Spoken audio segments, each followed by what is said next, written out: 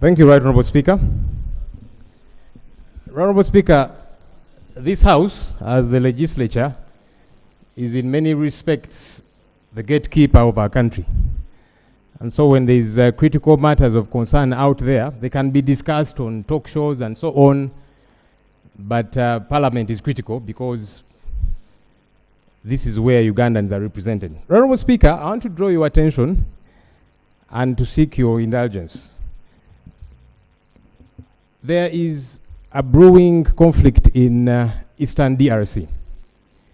DRC is our neighbor. There are a couple of Ugandans who are in DRC, and what's happening there is of great concern to us as a country.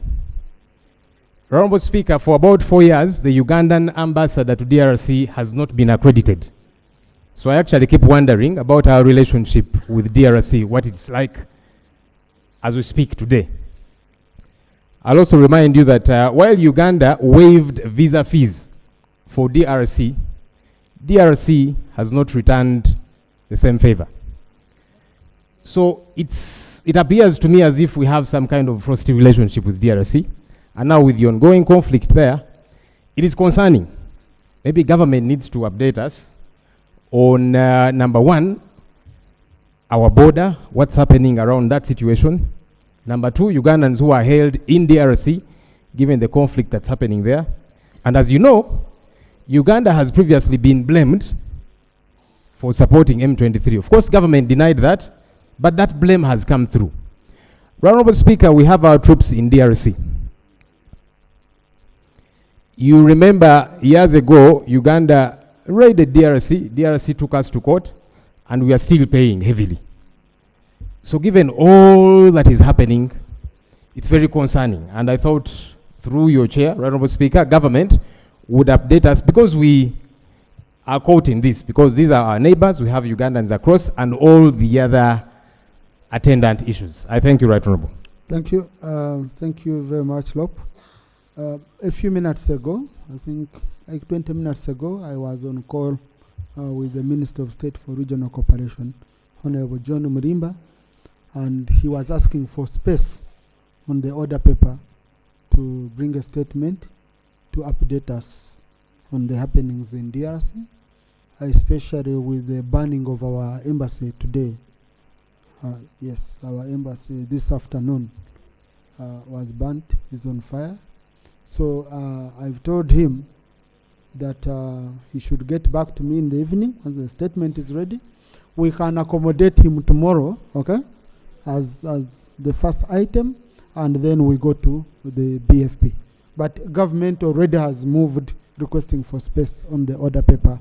And they were in a meeting, right now they were in a meeting, because I told him if I could give him space today, but he told me, of course, statements of this nature, you have to be very, very cautious, or else you might end up causing much more problems. So they were in a meeting, and he told me they had already been speaking to the CDF of DRC.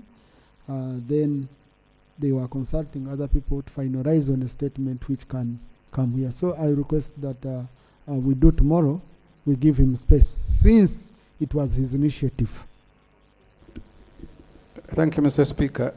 The procedure issue I have relates to the statement that you said the Minister for Regional Cooperation was still carefully putting together.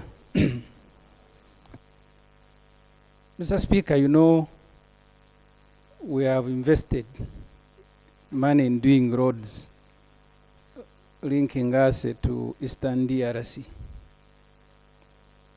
You also know, Mr. Speaker, that we are paying almost $1 trillion shilling to DRC because of stealing its gold. We've been paying money in the budget.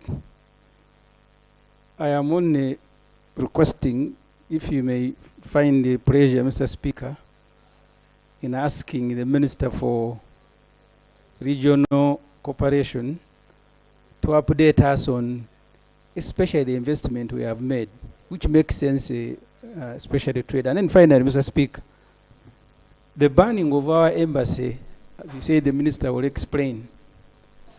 I have raised the issues here of the reckless conduct of our CDF.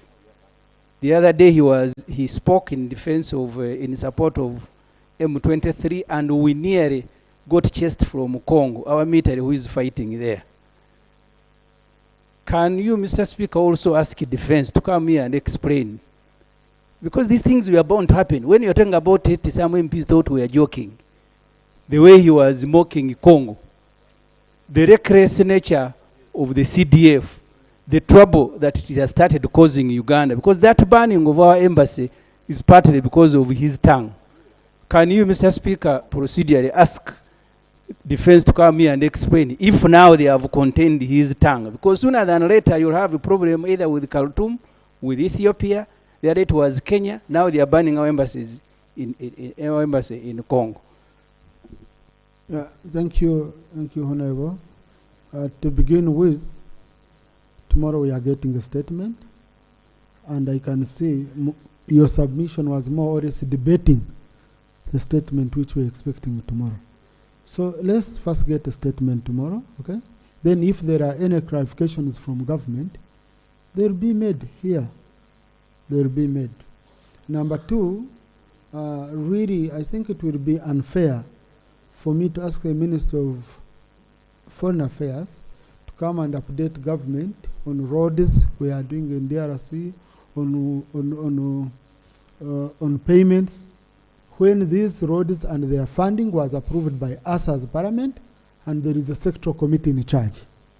When the money that has been paid as reparation to DRC was approved by us as a Parliament, we might not have same opinions on the same, okay? But at least all this was done with the resolution of Parliament. So I think the committee is responsible when we are handling the budget and all that. Please look into these matters, and then the members will pick interest. Otherwise, I wouldn't want us to mix a lot of issues. The situation in Congo is very fragile. I don't want us to come here with statements, again, which will really add in salt into the wound. I don't want us to really frame the situation. So let's wait for the minister tomorrow, then we shall see how we will handle. Honorable Sewungu, then Honorable Watkins. Thank you, Mr. Speaker. My prayer to you from that communication, Mr. Speaker, about Congo is that I think Uganda Airlines must take... DRC. You know there is Congo Brazzaville. Yes, DRC must take in... Uganda Airlines should take in attention from now, immediately. Because they have business in DRC and is always flying there. But, Mr. Speaker, my other issue is that since tomorrow you have called us here, tomorrow at 10, I would pray that the front bench becomes more healthy than it is today. Because we need them to respond to issues. And you know we have a challenge with the Prime Minister of Uganda. He's never here. She only comes on Thursday for Prime Minister's time, yet is the leader of government business. A number of issues in the budget must be reflected and must be responded to by the Prime Minister. I'm not attacking the one who's sitting here, and I want to praise her very much. But sometimes we don't get substantial answers from her. But the substantive Prime Minister should be entering appearance here every day whenever we are sitting. Because that's why she was appointed. Order on what?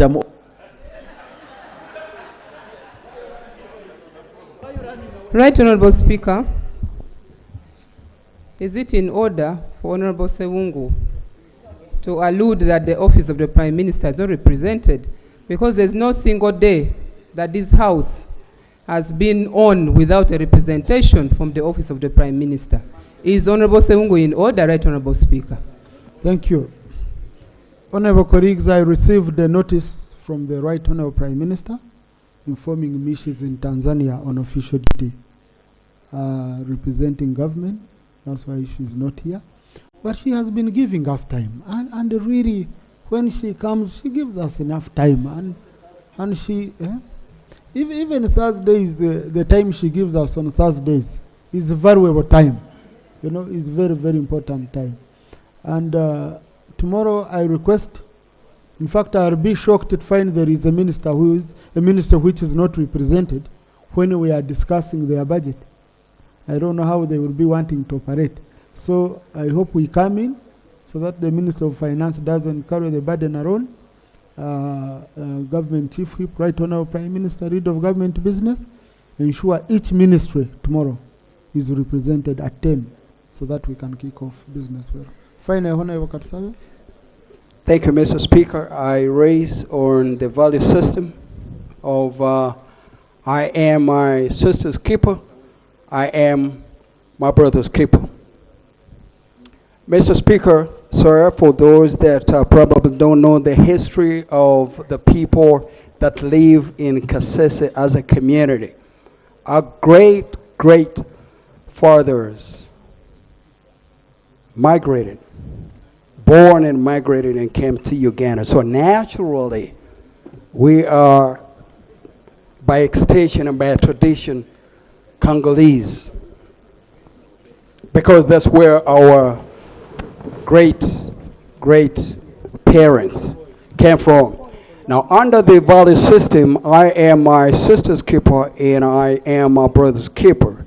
Now that we have an insecurity condition, Mr. Speaker, sir, and you have wisely guided, can I request to you, Mr. Speaker, that the fact that Kasese borders DRC, our intelligence, offensive, defensive, and military capabilities should be scaled up.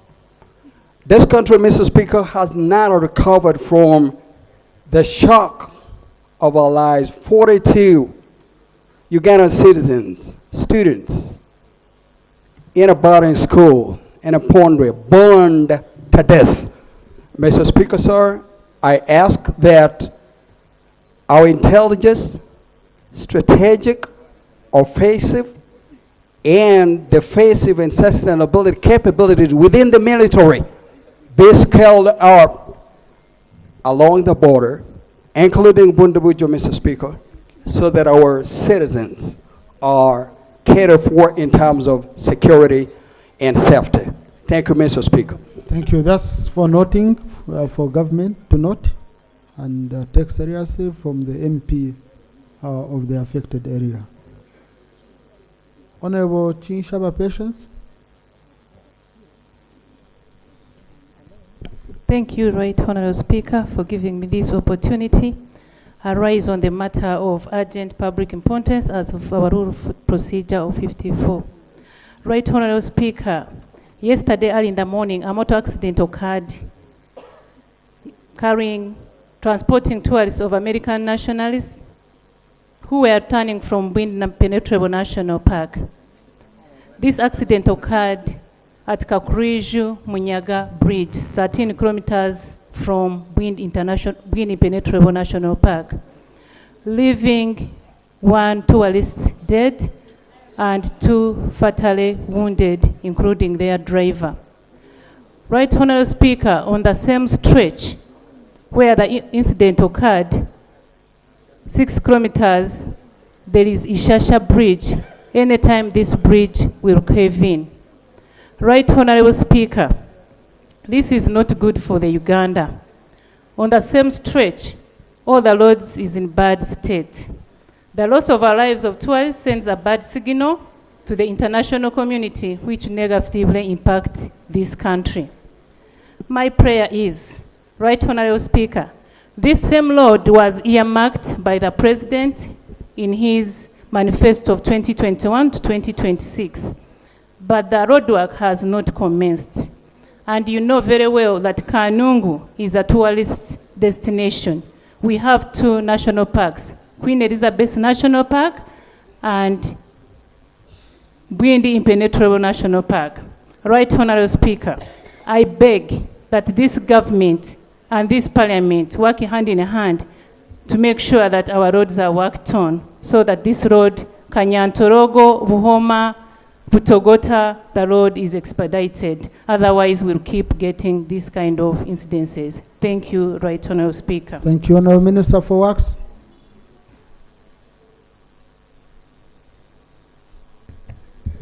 Thank you very much, Right Honorable Speaker. I do agree with the honorable colleague. We had an accident there, but this specific accident, we have got the report. The vehicle of the tourist had a mechanical problem, and it rammed into the waters just a distance out from the bridge. And the road we are working with now, the former UNRWA. Once we have formalized our transfer of the funds, we are going to work on it. Then the Ishasha Bridge, that's the addendum of the Airline procurement, which we are working on. And once the Minister of Finance, we are engaging them, clears it, we shall do its reconstruction. Thank you very much. Thank you. Honorable Seva Mara. Thank you, Right Honorable Speaker.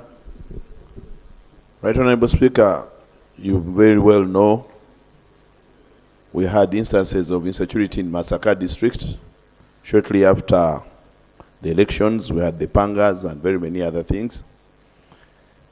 These insecurities were not kept down, although they got out of the media. As we speak today, around 5 mobile money shops have been attacked.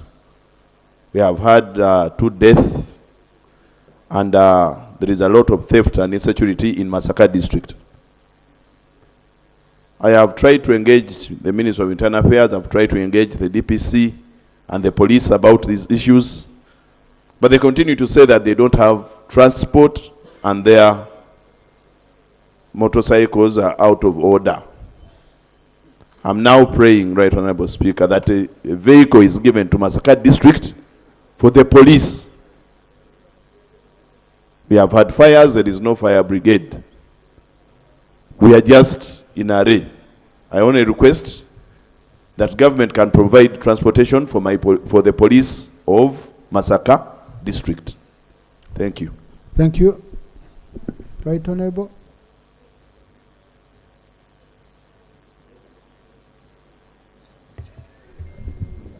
Thank you, Right Honorable Speaker. We are going to direct the Minister of Works. Minister of Internal Affairs to provide a vehicle, a better vehicle which is in better condition, plus more security. We need more security there so that the situation can be handled.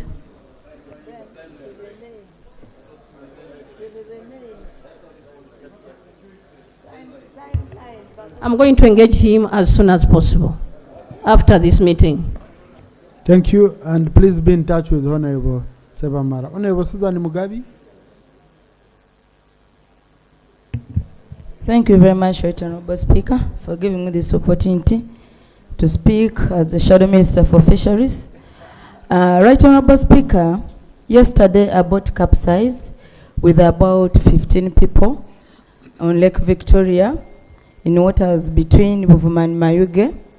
Right Honorable Speaker, 15 of these people on board who had been arrested by the UPDF Fisheries Protection Unit who were attached to Namugongo Barracks in Jinja District. Right Honorable Speaker, the suspects were handcuffed with ropes in the boat. They had no life jackets. The boat was overloaded, and definitely all the 10 suspects died. The FPU officials survived because they had the life jackets, and they managed to swim to their own destinations to save their lives. Right Honorable Speaker, this is what we've been always talking about. And on so many occasions, as the Shadow Minister, I've been here emphasizing that we should table the fisheries and aquaculture regulations for the law to fully operationalize. The UPDF on the lake, they don't have sympathy for our people. And we said, if this law operates, the marine police, as we said it in the law, plus officials from the fisheries sector, if they were the ones on the lake, we never know such accidents would have been avoided because these are well-trained people. Right Honorable Speaker, it is really disheartening that someone can lose a life when she or he cannot be able to to save himself. It is really, this is very illegal. How do you arrest someone, handcuff someone with a rope, put someone in a boat that is overloaded, no life jacket? Right, Honorable Speaker. My God. My prayers, Right, Honorable Speaker. These people should be compensated, their families, but even really compensating, it is really not enough. The officials attached to UPDF Fisheries Protection Unit should be arrested, charged for negligence of people's lives. Lastly, we should table the fisheries and aquaculture regulations for the law to fully operationalize. The UPDF are not supposed to be on the lake. Right, Honorable Speaker, it is really disheartening. Thank you very much, Honorable Speaker. I submit. Thank you. Honorable colleagues, my condolences. It's really sad.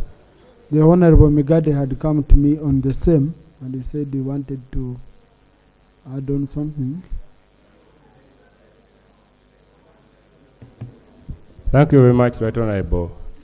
Like my colleague has stated, these are not first-time occurrences. They have happened a number of times. One time we actually saw marine police officers also capsizing, and they didn't know how to swim. And they are marine officers. And part of the training they are supposed to undergo is actually how to save lives. But Honorable Speaker, I think we also have to agree, and the police have to devise means, that the same shouldn't be the same way you handle suspects on the mainland, where you run after people, and you know there is chance that you can park the vehicle and run to the bush. But on the lake, when you run after a suspect, there is nowhere to hide. So in case one wants to run away from this, the only option is actually to capsize. And these incidences have been happening. But we have also, as the police, really, because practice should be that when you are marchers on the mainland, you take a suspect handcuffed. But on the lake, it shouldn't even be heard of.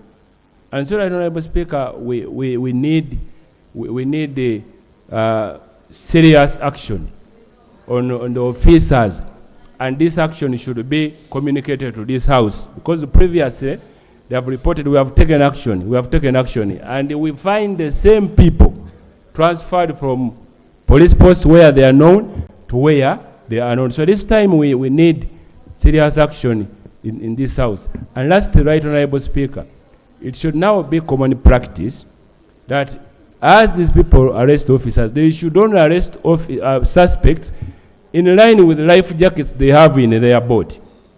If they have 10 life jackets, at no one time should they arrest more than 10 suspects. Because this is why for them they survived, they were putting on life jackets. So, and this practice of collecting suspects from one island to another, and the suspects spend the whole day on the lake. And then the boat becomes a passenger boat. It has 70, 50. So this practice should actually stop. Thank you. Now, Honourable Minister for Fisheries, how can your officers arrest people, put them in a boat? For them they put on life jackets. You pile up people with no life jackets, well knowing any time danger can come in and people die. Really, Honourable Minister. Thank you, Right Honourable Speaker. Right Honourable Speaker, it's very unfortunate to hear such incident took place. I want to pledge to investigate and follow it up with together with the Minister of Defense. We are going to investigate and come back to report. Otherwise, very unfortunate, and it should not be like that. Thank you. Thank you. No, Honourable colleagues, issues of investigations, you can't just rush it that way. But Honourable Minister, we had agreed that in a month's time we have regulations. Where are the regulations?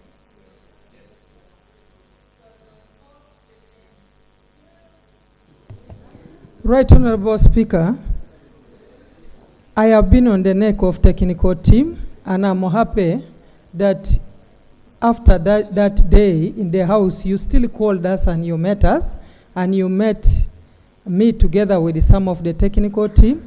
I have kept on pressing them, and they say the legal team is finalizing with it.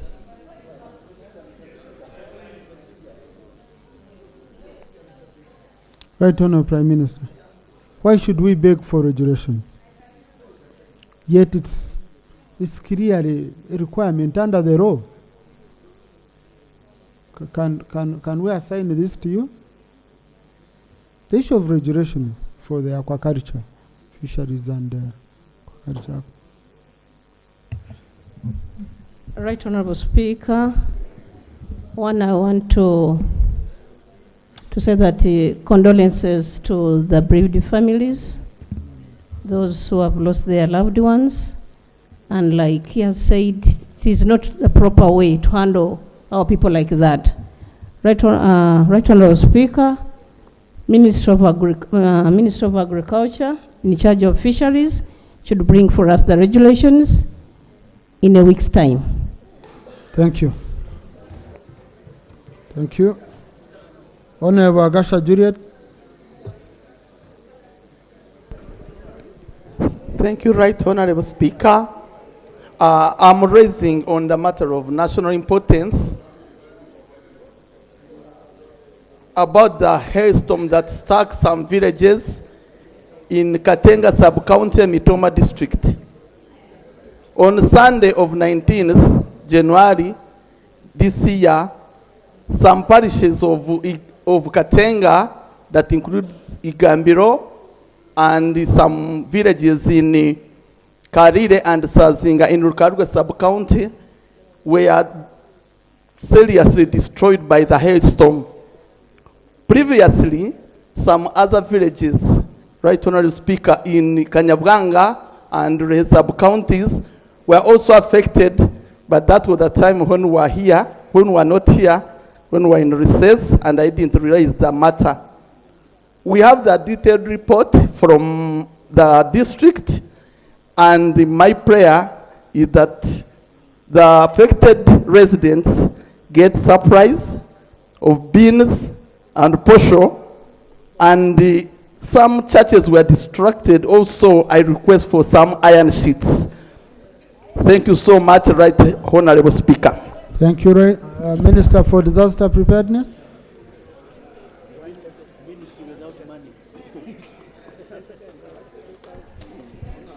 Right Honorable Speaker, I have taken note of the matter raised. I request the Honorable Member, Honorable Juliet, to provide my office with a report so that I am able to provide. I will provide both the iron sheet and the food because we have it in the stores. Thank you. Honorable Minister, the cow Mitoma district has already transmitted it into your office. Kindly now follow up from there. Honorable Anton Akol.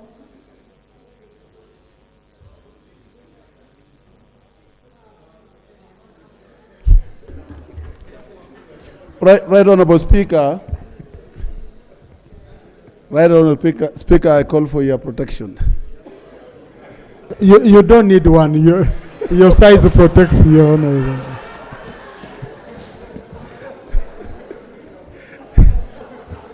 Right Honorable Speaker, I rise on a matter of urgent national importance. Right Honorable Speaker, you are aware that on the 20th of January 2025, the U.S. swore in a new president who has actually signed instruments and executive orders.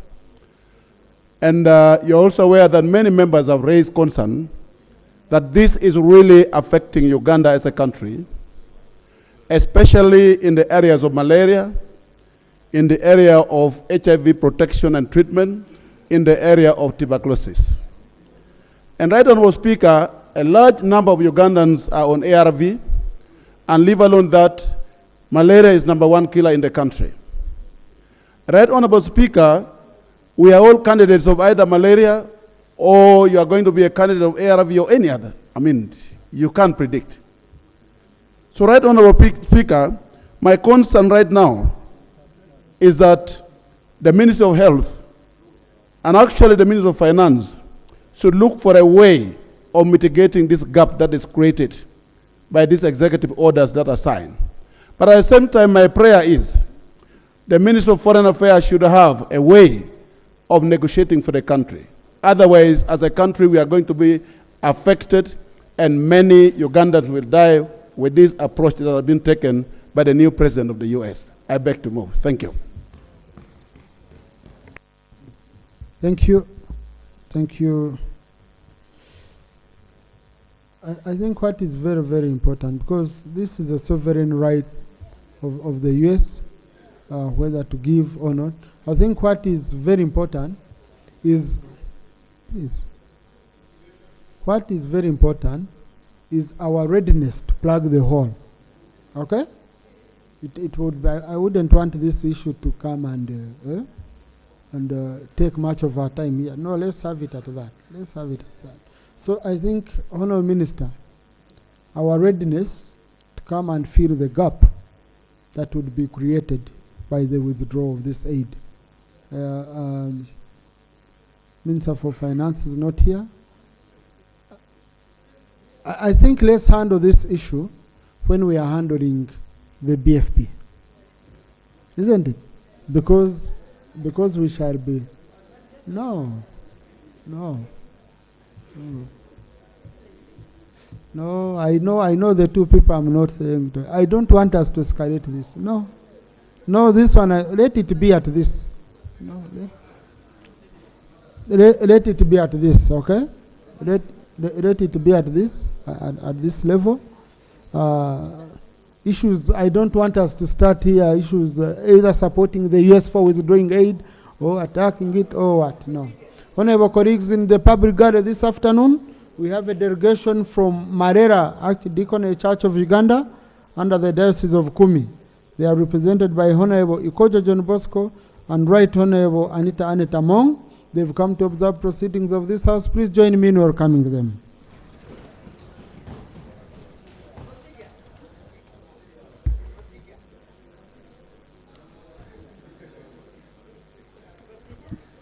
Next item. Item 3 on the order paper, statement by Minister on the ongoing voter verification exercise. Honorable Attorney General.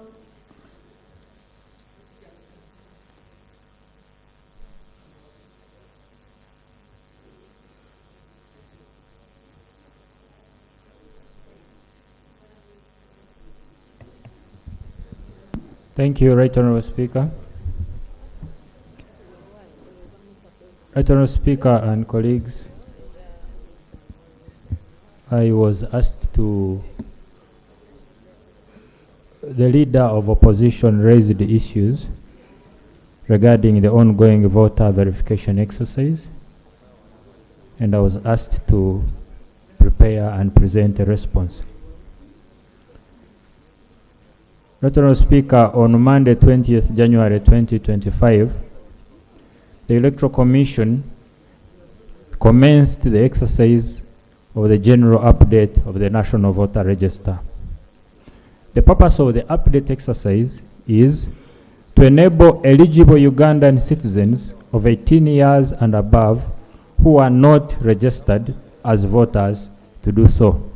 2, to enable registered voters who wish to transfer to new voting locations to apply for such transfer. 3, to enable registered voters to check and confirm that their particulars are correct and appear on the voters register at the voting location that they indicated during registration. 4, to enable students who were registered by the National Identification and Registration Authority, NIRA, and have since attained the age of 18 years to present their particulars, that is, the National Identification Number, NIN number, for updating and assignment of a polling station within their parish of residence of origin. Right Honourable Speaker and colleagues, I wish to report that the general update exercise commenced in all districts and cities across the country. We, however, note that the first day always has peculiar and challenging dynamics which vary from place to place. I wish to report that day one was largely used to rally stakeholders on location and the program of the exercise and the location of kits within the parish and the sub-county. As we speak today, Right Honourable Speaker and colleagues, the activity is ongoing and progressing well. We are confident that the objectives of the exercise, as mentioned above, will be achieved within the time frame set. On the public awareness exercise, Right Honourable Speaker and colleagues, concerning public awareness about the exercise, the Commission issued the press release on 10th January 2025 and published it in leading dailies, including vernacular publications, newspapers, brochures, and posters. This communication started with informing and notifying the country of the adjustments of the commencement date. The messaging has been amplified by leaders, including His Excellency, the President, who issued a public statement urging Ugandans to participate in the exercise. Other leaders, including religious leaders, have been giving similar calls. Radio talk shows on the exercise are ongoing. The Commission organized stakeholder workshops at the regional level in all 12 electoral regions of Uganda to mobilize key stakeholders and provide critical information to the leaders, including political parties, the media, and civil society. Information, educational, and communication materials on the exercise have been produced and distributed, and this is still ongoing. The Commission is further using digital platforms to engage stakeholders. Right Honourable Speakers and Honourable Members of Parliament, on the ground, the Electoral Commission recruited, trained, and deployed supervisors at parish and sub-county level, who also have the function of voter education, mobilization, and awareness creation. We have facilitated them with megaphones to mobilize up to the lowest level, informing the masses about the exercise. This includes information about the location of the update stations. The Commission is also using community radios or chizindalo to publicize the exercise.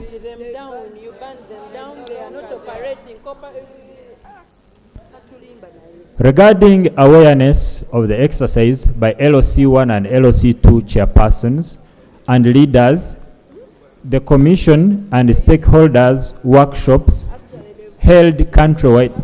The Commission in the stakeholders workshops held countrywide on the 10th of January 2025 engaged the chief administrative officers and the town clerks and requested them to disseminate the message on their role to the grassroots leaders. In addition, the parish and sub-county supervisors who have been recruited are engaging those local leaders continuously to enlist their support for the exercise.